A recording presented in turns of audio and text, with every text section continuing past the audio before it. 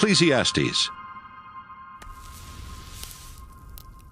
Ecclesiastes chapter 1. When the son of David was king in Jerusalem, he was known to be very wise. And he said, "Nothing makes sense. Everything is nonsense. I have seen it all. Nothing makes sense. What is there to show for all of our hard work here on this earth? People come and people go, but still the world never changes. The sun comes up, the sun goes down. It hurries right back to where it started from. The wind blows south, the wind blows north. Round and round it blows over and over again. All rivers empty into the sea, but it never spills over. One by one the rivers return to their source. All of life is far more boring than words could ever say. Our eyes and our ears are never satisfied with what we see and hear. Everything that happens has happened before. Nothing is new. Nothing under the sun.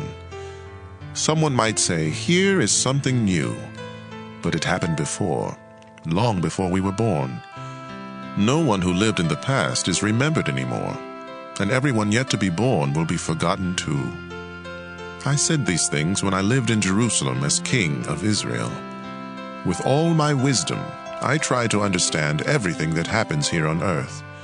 And God has made this so hard for us humans to do. I have seen it all, and everything is just as senseless as chasing the wind.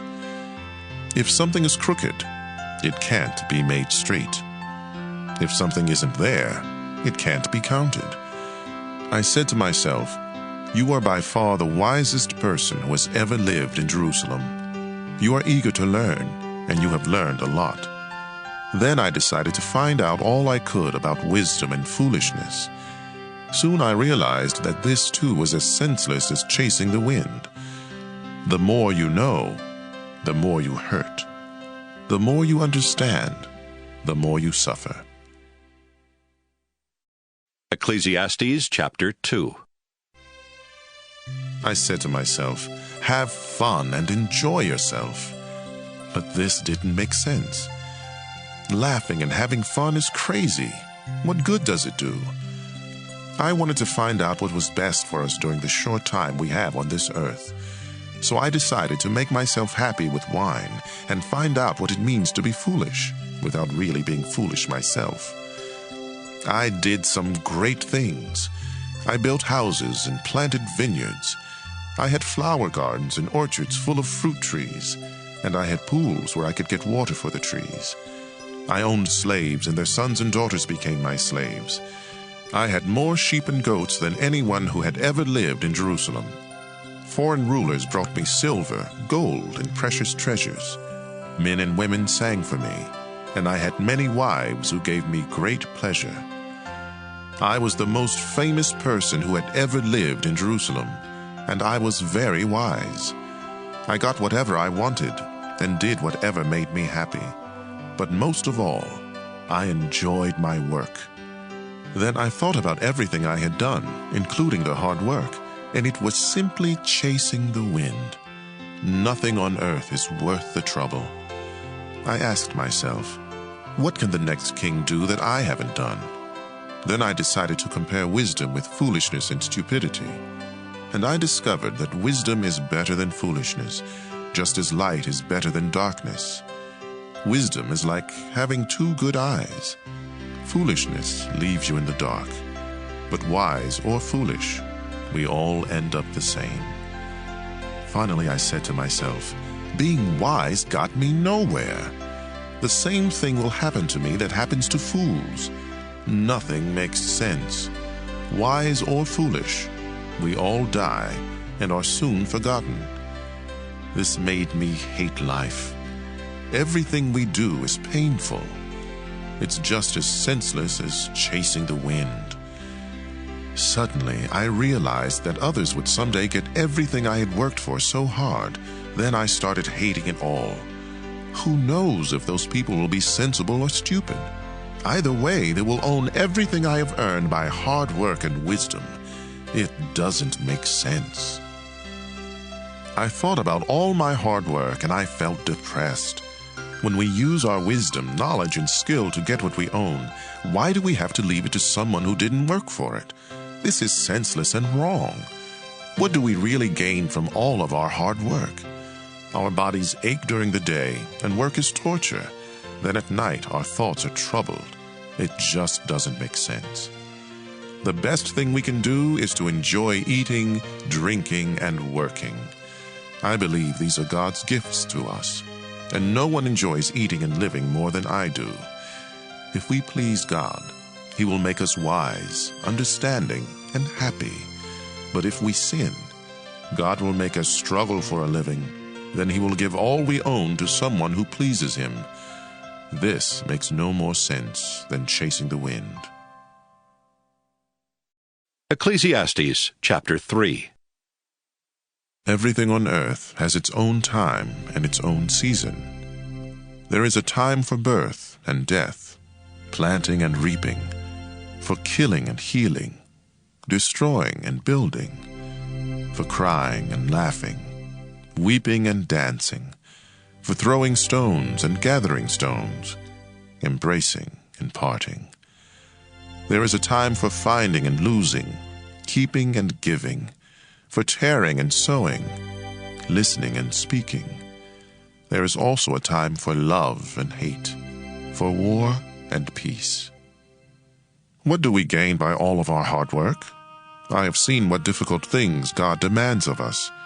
God makes everything happen at the right time, yet none of us can ever fully understand all He has done, and He puts questions in our minds about the past and the future. I know the best thing we can do is to always enjoy life, because God's gift to us is the happiness we get from our food and drink, and from the work we do. Everything God has done will last forever. Nothing He does can ever be changed. God has done all this so that we will worship Him. Everything that happens has happened before, and all that will be has already been. God does everything over and over again. Everywhere on earth, I saw violence and injustice instead of fairness and justice. So I told myself that God has set a time and a place for everything. He will judge everyone, both the wicked and the good. I know that God is testing us to show us that we are merely animals. Like animals, we breathe and die, and we are no better off than they are. It just doesn't make sense. All living creatures go to the same place. We are made from earth, and we return to the earth. Who really knows if our spirits go up and the spirits of the animals go down into the earth? We were meant to enjoy our work, and that's the best thing we can do. We can never know the future. Ecclesiastes chapter 4. I looked again and saw people being mistreated everywhere on earth. They were crying, but no one was there to offer comfort, and those who mistreated them were powerful. I said to myself, the dead are better off than the living. But those who have never been born are better off than anyone else, because they have never seen the terrible things that happen on this earth. Then I realized that we work and do wonderful things just because we are jealous of others. This makes no more sense than chasing the wind. Fools will fold their hands and starve to death. Yet a very little food eaten in peace is better than twice as much earned from overwork and chasing the wind. Once again, I saw that nothing on earth makes sense. For example, some people don't have friends or family, but they are never satisfied with what they own, and they never stop working to get more. They should ask themselves, why am I always working to have more? Who will get what I leave behind? What a senseless and miserable life. You are better off to have a friend than to be all alone, because then you will get more enjoyment out of what you earn. If you fall, your friend can help you up. But if you fall without having a friend nearby, you are really in trouble. If you sleep alone, you won't have anyone to keep you warm on a cold night. Someone might be able to beat up one of you, but not both of you. As the saying goes, a rope made from 3 strands of cord is hard to break. You may be poor and young, but if you are wise, you are better off than a foolish old king who won't listen to advice. Even if you were not born into the royal family and have been a prisoner and poor, you can still be king. I once saw everyone in the world follow a young leader who came to power after the king was gone. His followers could not even be counted, but years from now, no one will praise him. This makes no more sense than chasing the wind. Ecclesiastes chapter 5. Be careful what you do when you enter the house of God. Some fools go there to offer sacrifices, even though they haven't sinned. But it's best just to listen when you go to worship. Don't talk before you think, or make promises to God without thinking them through. God is in heaven, and you are on earth, so don't talk too much. If you keep thinking about something, you will dream about it. If you talk too much, you will say the wrong thing. God doesn't like fools. So don't be slow to keep your promises to God. It's better not to make a promise at all than to make one and not keep it. Don't let your mouth get you in trouble. And don't say to the worship leader, "I didn't mean what I said." God can destroy everything you have worked for, so don't say something that makes God angry. Respect and obey God. Daydreaming leads to a lot of senseless talk. Don't be surprised if the poor of your country are abused and injustice takes the place of justice. After all, the lower officials must do what the higher ones order them to do. And since the king is the highest official, he benefits most from the taxes paid on the land. If you love money and wealth, you will never be satisfied with what you have. This doesn't make sense either. The more you have, the more everyone expects from you. Your money won't do you any good. Others will just spend it for you. If you have to work hard for a living, you can rest well at night, even if you don't have much to eat. But if you are rich, you can't even sleep. I have seen something terribly unfair. People get rich, but it does them no good. Suddenly they lose everything in a bad business deal, then have nothing to leave for their children. They came into this world naked, and when they die, they will be just as naked. They can't take anything with them, and they won't have anything to show for all their work. That's terribly unfair. They leave the world just as they came into it. They gained nothing from running after the wind. Besides all this, they are always gloomy at mealtime, and they are troubled, sick, and bitter. What is the best thing to do in the short life that God has given us? I think we should enjoy eating, drinking, and working hard. This is what God intends for us to do. Suppose you are very rich and able to enjoy everything you own. Then go ahead and enjoy working hard. This is God's gift to you. God will keep you so happy that you won't have time to worry about each day. Ecclesiastes chapter 6. There is something else terribly unfair, and it troubles everyone on earth. God may give you everything you want, money, property, and wealth. Then God doesn't let you enjoy it, and someone you don't even know gets it all. That's senseless and terribly unfair. You may live a long time and have 100 children, but a child born dead is better off than you, unless you enjoy life and have a decent burial. That child will never live to see the sun or have a name, and it will go straight to the world of darkness, but it will still find more rest than you, even if you live 2,000 years and don't enjoy life. As you know, we all end up in the same place. We struggle just to have enough to eat, but we are never satisfied. We may be sensible, yet we are no better off than a fool. And if we are poor, it still doesn't do us any good to try to live right. It's better to enjoy what we have than to always want something else, because that makes no more sense than chasing the wind. Everything that happens was decided long ago. We humans know what we are like, and we can't argue with God because he is too strong for us. The more we talk, the less sense we make. So what good does it do to talk? Life is short and meaningless, and it fades away like a shadow. Who knows what is best for us? Who knows what will happen after we are gone? Ecclesiastes chapter 7. A good reputation at the time of death is better than loving care at the time of birth. It's better to go to a funeral than to attend a feast. Funerals remind us that we all must die. Choose sorrow over laughter, because a sad face may hide a happy heart.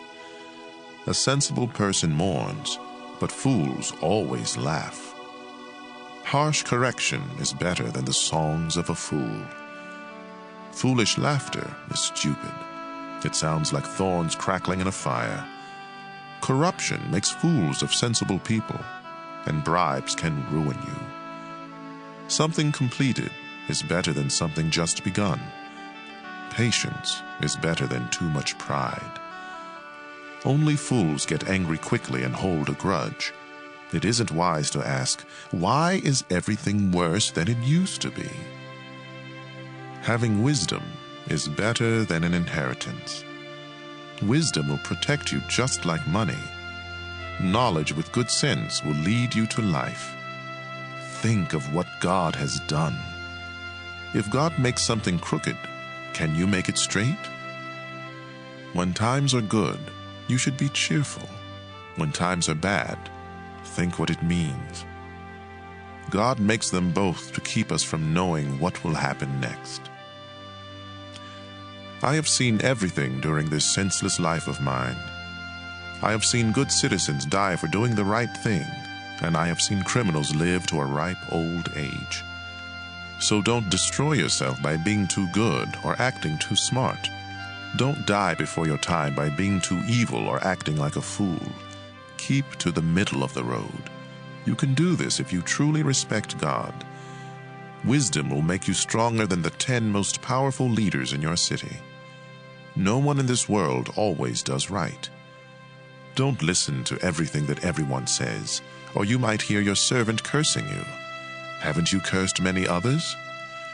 I told myself that I would be smart and try to understand all of this, but it was too much for me. The truth is beyond us. It's far too deep. So I decided to learn everything I could and become wise enough to discover what life is all about.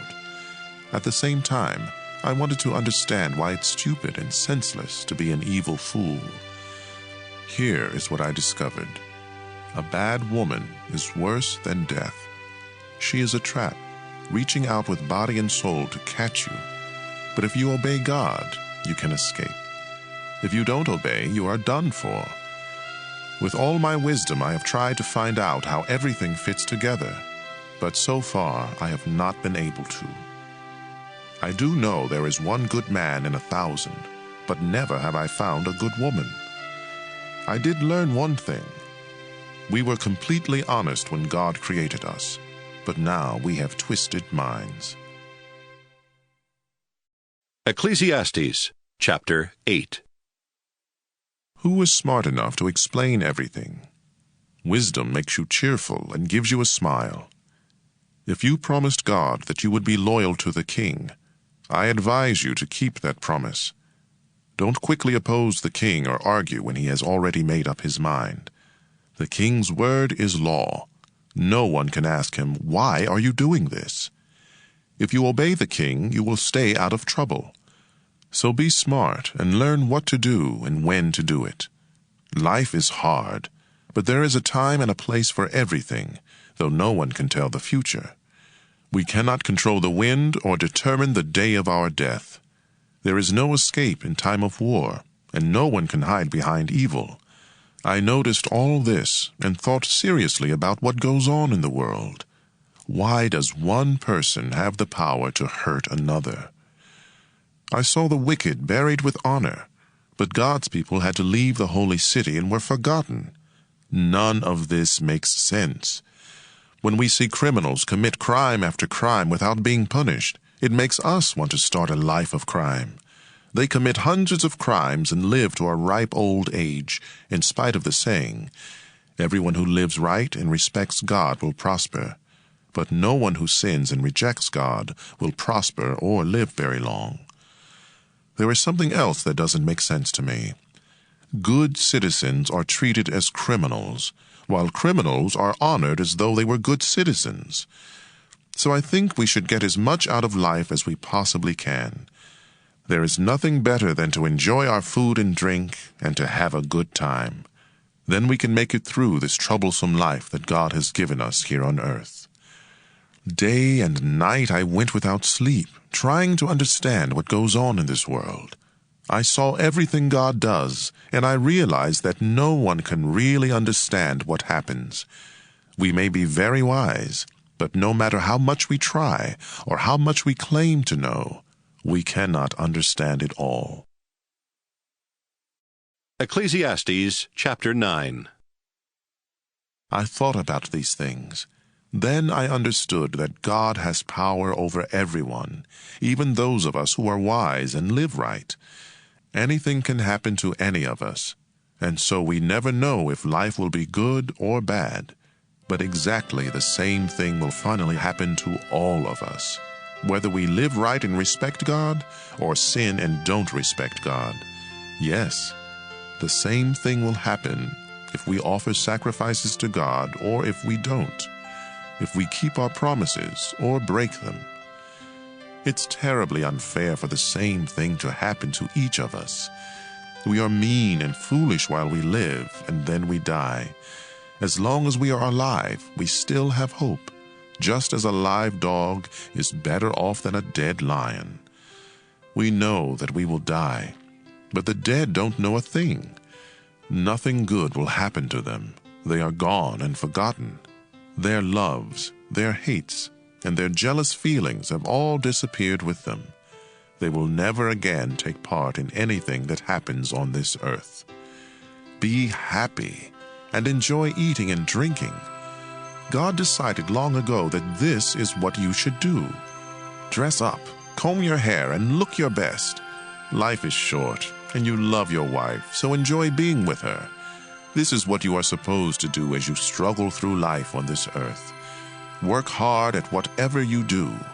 You will soon go to the world of the dead, where no one works or thinks or reasons or knows anything. Here is something else I have learned. The fastest runners and the greatest heroes don't always win races and battles. Wisdom, intelligence, and skill don't always make you healthy, rich, or popular. We each have our share of bad luck. None of us know when we might fall victim to a sudden disaster and find ourselves like fish in a net or birds in a trap. Once I saw what people really think of wisdom. It happened when a powerful ruler surrounded and attacked a small city where only a few people lived. The enemy army was getting ready to break through the city walls, but the city was saved by the wisdom of a poor person who was soon forgotten. So I decided that wisdom is better than strength. Yet if you are poor, no one pays any attention to you, no matter how smart you are. Words of wisdom spoken softly make much more sense than the shouts of a ruler to a crowd of fools. Wisdom is more powerful than weapons, yet one mistake can destroy all the good you have done. Ecclesiastes chapter 10. A few dead flies in perfume make all of it stink, and a little foolishness outweighs a lot of wisdom. Sensible thoughts lead you to do right. Foolish thoughts lead you to do wrong. Fools show their stupidity by the way they live. It's easy to see they have no sense. Don't give up your job when your boss gets angry. If you stay calm, you'll be forgiven. Some things rulers do are terribly unfair. They honor fools, but dishonor the rich. They let slaves ride on horses, but force slave owners to walk. If you dig a pit, you might fall in. If you break down a wall, a snake might bite you. You could even get hurt by chiseling a stone or chopping a log. If you don't sharpen your axe, it will be harder to use. If you are smart, you'll know what to do. The power to charm a snake does you no good if it bites you anyway. If you talk sensibly, you will have friends. If you talk foolishly, you will destroy yourself. Fools begin with nonsense, and their stupid chatter ends with disaster. They never tire of talking, but none of us really know what the future will bring. Fools wear themselves out. They don't know enough to find their way home. A country is in for trouble when its ruler is childish and its leaders party all day long. But a nation will prosper when its ruler is mature and its leaders don't party too much. Some people are too lazy to fix a leaky roof. Then the house falls in. Eating and drinking make you feel happy, and bribes can buy everything you need. Don't even think about cursing the king. Don't curse the rich, not even in secret. A little bird might hear and tell everything. Ecclesiastes chapter 11. Be generous, and someday you will be rewarded. Share what you have with 7 or 8 others, because you never know when disaster may strike. Rain clouds always bring rain. Trees always stay wherever they fall. If you worry about the weather and don't plant seeds, you won't harvest a crop. No one can explain how a baby breathes before it is born. So how can anyone explain what God does? After all, He created everything. Plant your seeds early in the morning and keep working in the field until dark. Who knows? Your work might pay off, and your seeds might produce. Nothing on earth is more beautiful than the morning sun. Even if you live to a ripe old age, you should try to enjoy each day, because darkness will come and will last a long time. Nothing makes sense. Be cheerful and enjoy life while you are young. Do what you want and find pleasure in what you see. But don't forget that God will judge you for everything you do. Rid yourself of all worry and pain, because the wonderful moments of youth quickly disappear. Ecclesiastes chapter 12. Keep your Creator in mind while you are young. In years to come you will be burdened down with troubles and say, I don't enjoy life anymore. Someday the light of the sun and the moon and the stars will all seem dim to you. Rain clouds will remain over your head. Your body will grow feeble, your teeth will decay, and your eyesight fail. The noisy grinding of grain will be shut out by your deaf ears, but even the song of a bird will keep you awake. You will be afraid to climb up a hill or walk down a road. Your hair will turn as white as almond blossoms. You will feel lifeless and drag along like an old grasshopper. We each go to our eternal home, and the streets are filled with those who mourn. The silver cord snaps, the golden bowl breaks, the water pitcher is smashed, and the pulley at the well is shattered. So our bodies return to the earth, and the life-giving breath returns to God. Nothing makes sense. I have seen it all. Nothing makes sense. I was a wise teacher with much understanding, and I collected a number of proverbs that I had carefully studied. Then I tried to explain these things in the best and most accurate way. Words of wisdom are like the stick a farmer uses to make animals move. These sayings come from God, our only shepherd, and they are like nails that fasten things together. My child, I warn you to stay away from any teachings except these. There is no end to books, and too much study will wear you out. Everything you were taught can be put into a few words. Respect and obey God. This is what life is all about. God will judge everything we do, even what is done in secret, whether good or bad.